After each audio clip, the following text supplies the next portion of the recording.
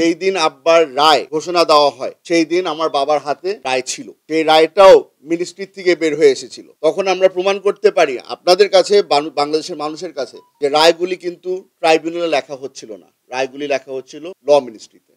আমার বাবাকে হত্যা করা হয়েছে, এটা একটা জুডিশিয়াল মার্ডার ছিল, এবং এটার সাথে বাংলাদেশের আওয়ামী লীগ রেজিমের সরকার সরাসরি জড়িত ছিল।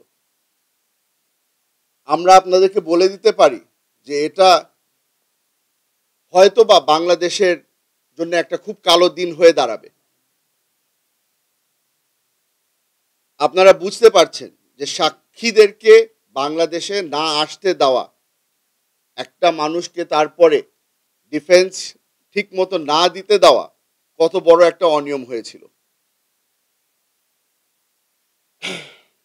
আমরা আজকে আপনাদেরকে এখানে এনেছি কারণ আমরা আহ্বান করতে চাই, আমরা জানিয়ে দিতে চাই আপনাদেরকে যে আমরা বর্তমান ফরেন মিনিস্ট্রিকে একটা লিগ্যাল নোটিশ পাঠাচ্ছি।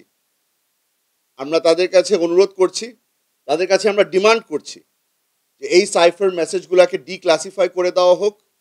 এই সাইফার মেসেজ আমার বাবার ট্রায়ালের সাথে যতগুলি সাইফার মেসেজ জড়িত আছে প্রতিটাকে যেন ডিক্লাসিফাই করে দেওয়া হয় এবং সেগুলো যেন আমাদের কাছে হস্তান্তর করা হয়।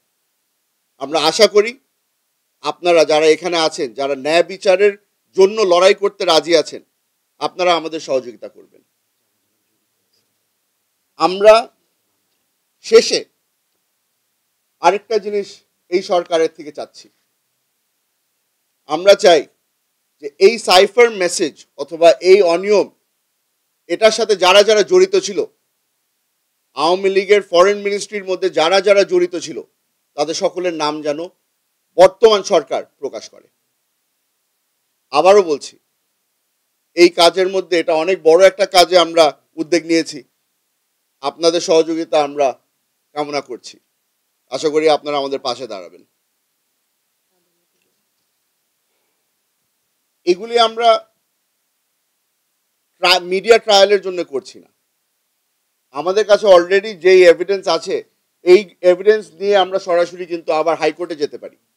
কিন্তু আমরা চাচ্ছি যে আমরা এই সরকার এবং এই বর্তমান জুডিশিয়ারিকে সম্মান দেখিয়ে তাদের সহযোগিতা নিয়েই আমরা আবার কোর্টে যাব। আশা করি আমরা প্রমাণ করতে পারবো যে সালাউদ্দিন কাদের চৌধুরী নির্দোষ ছিল এবং তাকে জুডিশিয়াল মার্ডার করা হয়েছে।